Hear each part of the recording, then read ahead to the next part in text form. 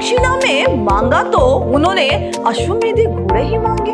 विश्वामित्र का ही एक शिष्य है और क्या है, गालव का मित्र तापास। विश्वामित्र कहते हैं कि गालव जो है बहुत ही महत्वाकांक्षी, हो सकता है कि उशीनर के अलावा भी उत्तराखंड में और किसी राजा के पास घोड़े हो सकते हैं।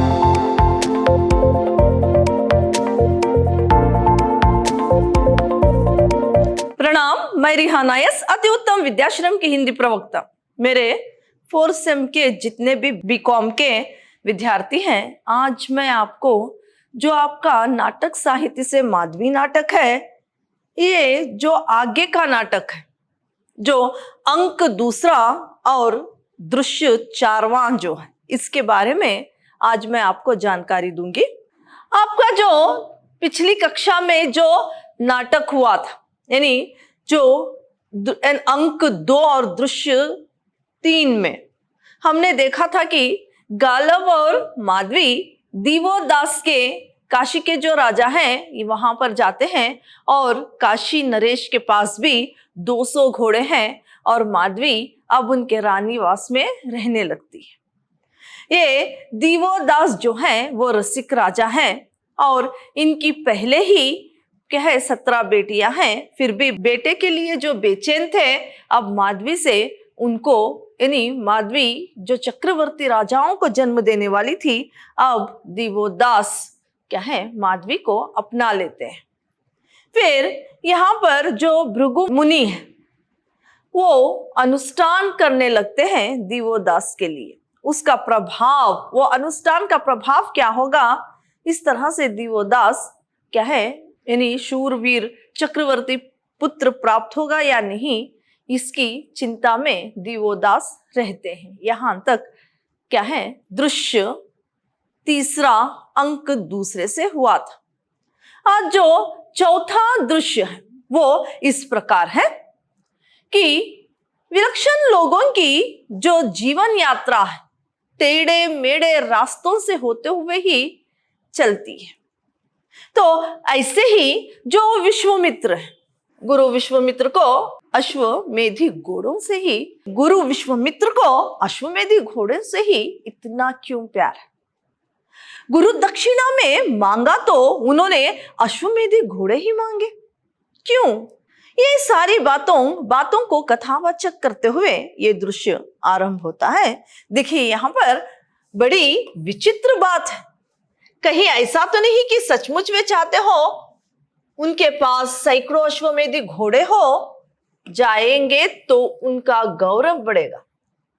आर्यवत के सभी राजा महाराजे अश्वमेधी घोड़े के लिए उनके प्रार्थी बनेंगे, उनका अधिकार बढ़ेगा, मान मर्यादा बढ़ेगी, या केवल गालव को सीख देने के उद्देश्य से ही उन्होंने ऐसा किया था?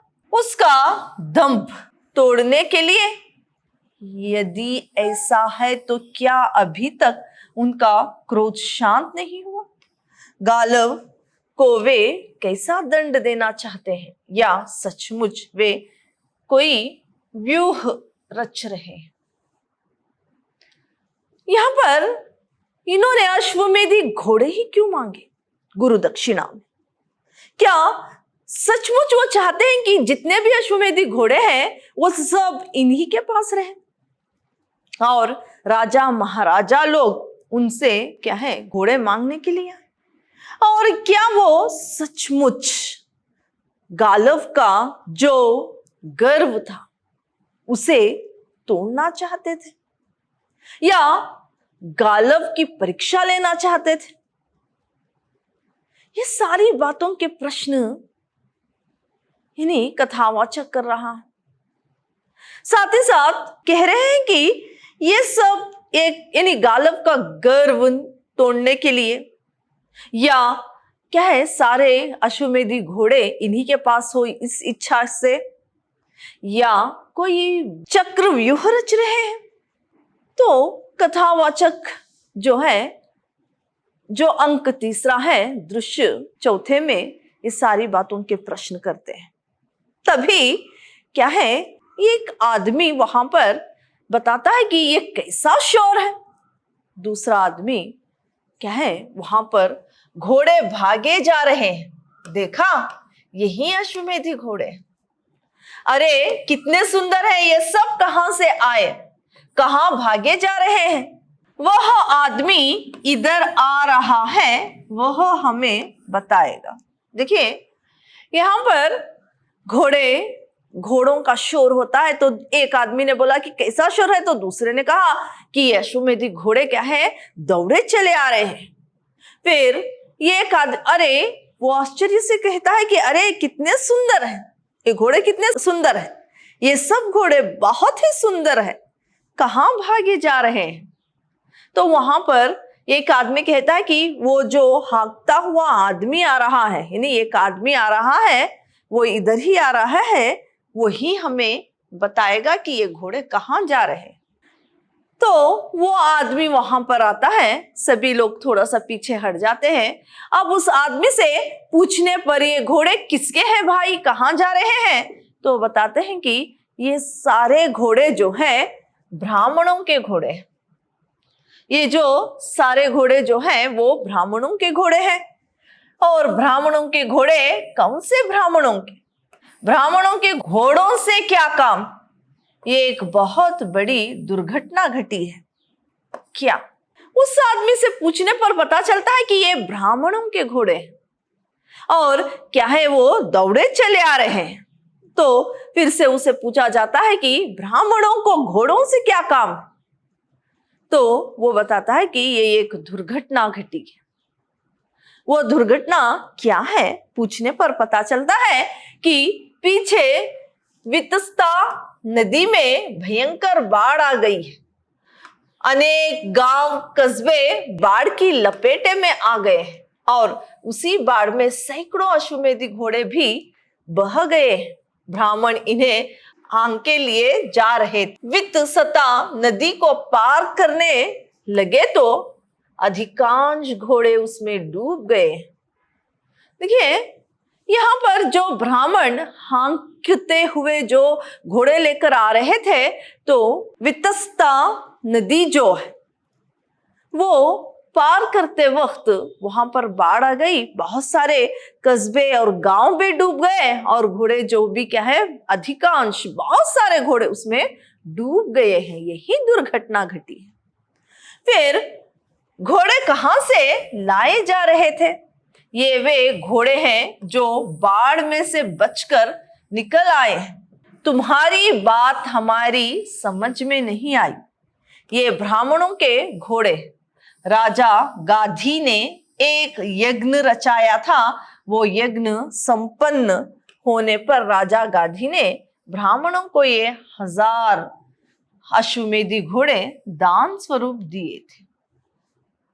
तो पता चलता है कि यहाँ पर जो गाधी जो राजा है, वो गाधी ने क्या किया था, राजा गाधी ने एक यज्ञ रचाया था और उसके पूरे होने के बाद दान में ब्राह्मणों को घोड़े दिए थे, जो क्या है, हाँकते हुए ले जा रहे थे वितस्ता नदी में। वितस्ता नदी में जो बाढ़ आ गई उसमें बहुत सारे घोड़े क्या है, डूब गए। जो घोड़े उस बाढ़ से बच गए वो दौड़े यहां से जा रहे थे। फिर ब्राह्मण अश्वमेधी घोड़ों को उत्तराखंड में राजाओं के पास बेचते रहे। बहुत से घोड़े उन्होंने बेच डाले। श्लेष घोड़ों को लिए जब वे वितस्ता नदी पार कर रहे थे तो नदी में जोरों की बाढ़ आ गई और बहुत से घोड़े जल प्रवाह में डूब गए। अब बच्चे कुचे घोड़ों को ब्राह्मण हाँक के लिए जा रहे हैं। यहाँ पर देखिए, ब्राह्मण को जो दान में 1000 घोड़े मिले थे वो उत्तराखंड में और कहीं दूसरे राजाओं को भी बेच कर आए थे और कुछ घोड़े क्या है, जो और भी जो घोड़े थे उसे हाँकते हुए आ रहे थे। नदी में बाढ़ की वजह से अधिकांश घोड़े क्या है, डूब गए थे और बाकी घोड़े इधर दौड़े जा रहे थे। सुना है गुरु विश्वामित्र के आश्रम की ओर ले जा रहे हैं। विश्वामित्र के पास? क्या सच? वो किस लिए? यही सुनने में आया है कि श्लेष घोड़े ऋषि विश्वामित्र ने लेना स्वीकार कर लिया है। चकित सा गुरु विश्वामित्र अश्वमेधी घोड़ों का क्या करेंगे? हमने सुना है अपने शिष्य से गुरु दक्षिणा भी मांगी तो उसमें अश्वमेधी घोड़े मांगे, और अब ब्राह्मणों से भी घोड़े ले रहे हैं। जो बचे हुए घोड़े जो हैं विश्वामित्र के आश्रम में दौड़े, यानी उसे हांके ले जा रहे थे ब्राह्मण। उन्होंने उन घोड़ों को स्वीकार कर लिया था, यानी उन घोड़ों को लेने के लिए स्वीकार कर लिया था। और पता चलता है वहां यानी एक और दूसरा आदमी बातचीत कर रहे थे। वहां पर बताया जाता है कि एक आदमी ने उन्होंने गुरु दक्षिणा भी मांगी तो अश्वमेधी घोड़े ही मांगे। इस तरह से वहां पर जो आम आदमी होते हैं बातचीत करते हैं। फिर क्या ऋषि विश्वामित्र अश्वशाला खोलेंगे? क्या ये अश्वमेधी घोड़े जो है वो सारे इकट्ठा करके अश्व यानी शाला खोलेंगे? इस तरह से ये एक दूसरे से वहां पर इकट्ठा हुए आदमी बात करते हैं। फिर सब लोग इस बात को सुनकर हंसने लगते हैं। अब जो है विश्वामित्र ने बचे हुए जो ब्राह्मणों के पास घोड़े थे उसे लेना भी स्वीकार कर लिया था, और गुरु दक्षिणा में भी क्या है उन्होंने अश्वमेधी घोड़े ही मांगे थे अपने शिष्य से। तो यानी वहां पर जमे हुए एक आदमी ने कहा, हाँ क्या गुरु विश्वामित्र अश्वशाला खोलेंगे? इस बात से सारे लोग हंसने लगते हैं। इसके बाद जो है अब जो है विश्वामित्र का आश्रम है, वहां पर तापास जो विश्वामित्र का ही एक शिष्य है, और क्या है गालव का मित्र तापास। इन दोनों में अभी बातें होती है। तापस, मैं इतने दिन तक चुप रहा महाराज, पर अब मैं बोले बिना नहीं रह सकता। जब आप जानते थे कि समस्त आर्यवत में केवल 600 अश्वमेधी घोड़े शेष रह गए हैं, तो आपने गुरु दक्षिणा में गालव से 800 घोड़े क्यों मांगे? अब तापस जो है विश्वामित्र से प्रश्न करते हैं, कहते हैं कि महाराज इतने दिन तक मैं चुप रहा, आज मैं आपसे पूछ रहा हूं समस्त आर्यवत में सिर्फ 600 घोड़े हैं अश्वमेधी घोड़े, और आपने गुरु दक्षिणा में 800 घोड़े मांग लिए। इस तरह से क्या है गुरु से शिष्य प्रश्न करता है। विश्वामित्र उस समय आर्यवत में 600 नहीं इससे कई अधिक घोड़े पाए जाते थे। गुरु विश्वामित्र कहते हैं कि जब मैंने गुरु दक्षिणा मांगी थी समस्त आर्यवत में 600 घोड़े नहीं बल्कि इससे अधिक घोड़े थे। तो तापस कहता है महाराज सैकड़ों घोड़े यानी वितस्ता नदी पार करते हुए डूब गए थे। सैकड़ों घोड़े वितस्ता नदी पार करते वक्त डूब गए थे।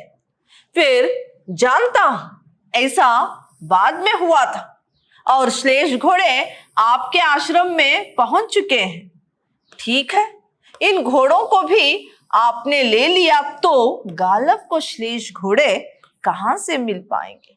देखिए यहां पर तापास कहता है, हाँ उस समय विश्वामित्र कहते हैं कि उस समय अश्वमेधी घोड़े बहुत सारे थे, 600 ही नहीं, लेकिन वितस्ता नदी में बाढ़ आने की वजह से बहुत सारे घोड़े उसमें डूब गए, और बचे हुए घोड़े आपने उसे खरीद लिया, यानी आपने ले लिया, आपके अश्वशाला में पहुंच चुके हैं आपके आश्रम में। तो ये 600 घोड़े देने के बाद जो गालव कहां से और 200 घोड़े लाएगा? इस तरह से प्रश्न क्या है विश्वामित्र से करते हैं। ब्राह्मणों के पास इन्हें रखने का कोई ठिकाना नहीं था, उनके बहुत से घोड़े डूब चुके थे। महाराज स्थिति बदल जाने पर आप गालव को कहला सकते थे कि अब और घोड़े भेजने की चेष्टा नहीं करें। 200 घोड़े मिल जाने पर भी आप उसे ऋण मुक्त कर सकते थे। अपने शिष्य पर इतना क्रोध किस लिए महाराज? देखिए, यहां पर तापास अपने इन्हीं मित्र का साथ देते हुए पूछता है कि विश्वामित्र से, गुरु से अपने, कि हाँ, जब आप सारे घोड़े ले चुके हैं, आर्यवत में किसी के पास घोड़े नहीं है, तो वो कैसे 200 घोड़े इकट्ठा करेगा? साथ ही साथ वो बताते हैं कि यहां पर तापस कहता है कि हाँ, वो आप उसे ऋण से मुक्त कर सकते थे, 200 घोड़े देने के बाद ही ऋण से मुक्त कर सकते थे। फिर वो कहता है कि हाँ, जो अब और घोड़े बेचने की चेष्टा नहीं करे, कह सकते थे कि और भी घोड़े मत भेजे, 200 घोड़े में ही उसे ऋण मुक्त कर देते, लेकिन आपने पूरे घोड़े उससे मांगे हैं। इस तरह से वो क्या है, उसका जो क्रोध है उसे ऋण से मुक्त कर सकते थे। अपने शिष्य पर इतना अधिक क्रोध कैसा? इस तरह से तापास विश्वामित्र से पूछते हैं। तो विश्वामित्र कहते हैं कि तुम गालव को नहीं जानते, वो बड़ा स्वाभिमानी व्यक्ति है, वो इसे अपना अपमान समझता है। महाराज, अब घोड़े हैं ही नहीं तो वो कहां से भेजेगा? देखिए, इस बात को सुनकर विश्वामित्र कहते हैं कि गालव जो है वो क्या है? गालव स्वाभिमानी युवक है, बहुत ही स्वाभिमानी। वो अगर मैं ऋण से मुक्त कर दूं तो वो उसमें अपना अपमान समझेगा। तो तापास कहते हैं कि अब किसी के पास कोई घोड़े नहीं तो वह कैसे श्लेष घोड़े आपके पास भेजेगा 600 घोड़े देने के बाद? विश्वामित्र, तुम कहना क्या चाहते हो तापास? तुम्हारा अभिप्राय क्या है? तुम क्या कहना चाहते हो? तो यहां पर तापास कहता है, इस गुरु दक्षिणा के पीछे आपका प्रयोजन क्या था? मैं अभी तक समझ नहीं पाया। आपने पहले कभी किसी शिष्य से ये गुरु दक्षिणा नहीं मांगी। यदि आप गालव को उसके हट के लिए दंड देना चाहते थे तो उसकी कोई सीमा तो होनी चाहिए, या कोई ऐसे तो नहीं है कि आप सचमुच अश्वमेधी घोड़े इकट्ठा करना चाहते हैं। तो जो आपने गुरु दक्षिणा मांगी है, इसमें आपका प्रयोजन क्या है? क्या गालव का हट जो है वो तोड़ना चाहते थे? आपने और भी जो शिष्य है उनसे इस तरह की गुरु दक्षिणा नहीं मांगी, गालव से ही क्यों इसी तरह की गुरु दक्षिणा मांगी? क्या सचमुच आप अश्वमेधी घोड़ों को इकट्ठा करना चाहते हैं? फिर से तापास इस बात को विश्वामित्र से करता है। कहो, कहते जाओ। इस समय भी वो नगर नगर घोड़ों की खोज में भटक रहा है, जबकि आप जानते हैं कि उसे घोड़े नहीं मिल सकते। यहाँ पर तापस कहता है कि अभी यहाँ पर जब वो बताता है कि क्या सचमुच आप इकट्ठा करना चाहते हो सारे घोड़े, तो और यानी कहते जाओ, इस तरह से विश्वामित्र कहते हैं। तो तापस कहता है कि हाँ, अभी भी गालव जो है नगर नगर घूमते हुए, गांव गांव को, पर्वतों के पास जाते हुए सारे राज्यों में घूम घूम कर घोड़ों की तलाश कर रहा है। अब समस्त आर्यवत में ही घोड़े नहीं तो उसे कहां से मिलेंगे? फिर ऐसा नहीं है, भोजनगर के राजा उशीनर के पास 200 अश्वमेधी घोड़े हैं। ओहो, इसकी भी आपको खबर है? मुझे अभी भी ब्राह्मणों से पता चला, उशीनर को ब्राह्मणों ने घोड़े बेचे थे। तो यहां पर विश्वामित्र ही कहते हैं ऐसा नहीं है, यानी भोजनगर का जो राजा है, यानी भोजनगर के जो राजा उशीनर है, इनके पास भी 200 घोड़े हैं। तो यहां पर तापस कहता है कि इसकी भी खबर आपको है? तो विश्वामित्र कहते हैं कि अभी अभी ब्राह्मणों से मुझे पता चला था कि उशीनर, राजा उशीनर ने भी उनसे 200 घोड़े लिए थे। गालव मेरा गुरु भाई है, मैं उसकी और दुर्दशा नहीं देख सकता। गालव महत्वाकांक्षी है, मैंने इसीलिए उसे कठिन परीक्षा में डाला। तापास कहता है कि और भी उसकी दुर्दशा जो है मेरे मित्र की, गालव की दुर्दशा में नहीं देख सकता। यहां पर विश्वामित्र कहते हैं कि गालव जो है बहुत ही महत्वाकांक्षी है, तो महत्वाकांक्षी जो है इसीलिए मैंने उसकी कठिन परीक्षा ली है, इस तरह से विश्वामित्र कहते हैं। तो फिर आप क्या चाहते हैं कि गालव इस परीक्षा में टूट जाए, आत्महत्या कर ले? महत्वाकांक्षी लोगों में यदि दंभ पाया जाए तो वह उसके विनाश का कारण बनता है। तो यहां पर देखिए तापास कहता है कि क्या इस परीक्षा में वो टूट जाए, आत्महत्या कर रही है, क्या आप ये चाहते हैं? तो विश्वामित्र कहते हैं कि वो बहुत ही महत्वाकांक्षी है। महत्वाकांक्षी लोगों में जो गर्व होता है ये पाया जाए तो क्या है, उसके विनाश का कारण बनती है। इस तरह से विश्वामित्र क्या है, तापास से कहते हैं। तापास, आपने उसका दंभ तोड़ने के लिए उसे ऐसी कठोर परीक्षा में डाला, यह तो मैं समझ सकता हूं, पर जब श्लेष घोड़े मिल ही नहीं सकते तो वो क्या कर सकता है? आत्महत्या करे अथवा हाथ बांधकर आपके सामने क्षमा याचना करे, उसके लिए और कोई विकल्प नहीं है। क्या आप अपने शिष्य की हेटी करना चाहते हैं? आप जानते हैं कि वो पहले भी आत्महत्या करने के लिए जा रहा था। यहां पर तापास कहता है कि हाँ, उसका जो गुरूर है यानी उसका जो अहंकार है वो तोड़ना चाहते थे, इसीलिए ऐसी कठिन परीक्षा में डाल रखी। फिर क्या है, ये मैं समझ सकता हूं, जब आर्यवत में उसे घोड़े ही नहीं मिलेंगे तो वह कैसे आपकी गुरु दक्षिणा देगा? क्या आप ये चाहते हैं कि क्या है वो आपके सामने हाथ बांध ले? क्या आप ये चाहते हैं कि या तो गालव आत्महत्या कर ले या आपके सामने हाथ बांध ले, हार मान ले, हाथ बांधकर हार मान ले? क्या ये चाहते हैं आप? और क्या आप अपने शिष्य को इस तरह से देख सकते हैं? वो अपमानित हो जाए आपके सामने। फिर वो कहता है कि पहले भी उसने आत्महत्या करने की कोशिश की थी, ये आप जानते हैं। इस तरह से अपने गुरु से तापास कहते हैं। विश्वामित्र, संभव है उत्तराखंड में और किसी राजा के पास भी घोड़े हो, यदि हो तो भी आपको उसे ऋण मुक्त कर देना चाहिए।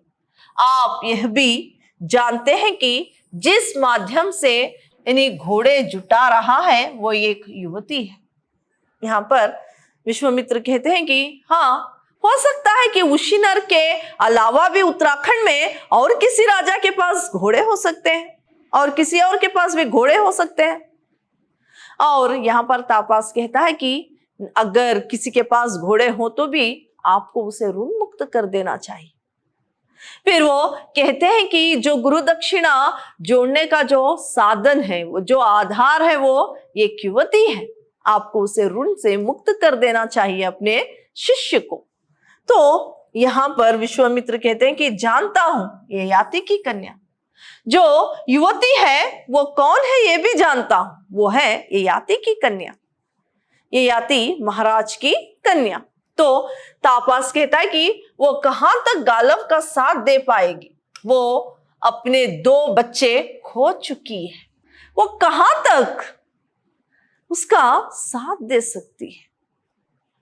पहले ही उसने 2 बच्चे खो चुकी है। यानी यहां पर जो दिवोदास के रानीवास में गई थी, वहां क्या है, उसने दूसरे पुत्र को भी जन्म दे चुकी थी, तो अपने दोनों पुत्रों को वो खो चुकी थी। तो यहाँ पर कटुता से महाराज आप अपने प्रयोजन में सफल हुए हैं। अब एक ही सूचना आपके पास आ सकती है कि गालव समाप्त हो गया है।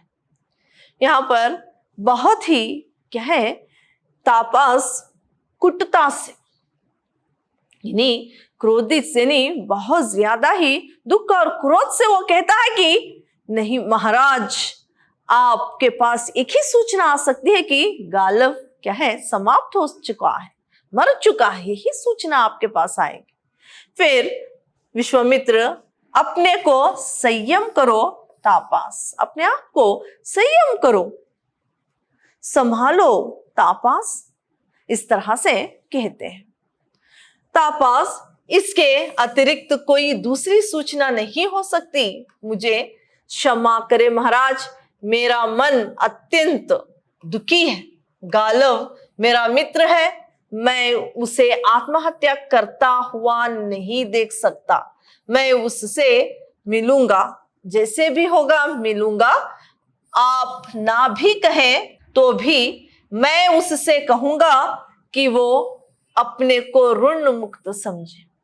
यहाँ पर क्या है, नहीं, ये तापस कहता है कि नहीं अपने गुरु से कि एक ही सूचना आपके पास आ सकती है कि इसके अतिरिक्त जो क्या है, तापस मर चुका है, यही सूचना आ सकती है, इसके अतिरिक्त कोई सूचना आपके पास नहीं आ सकती।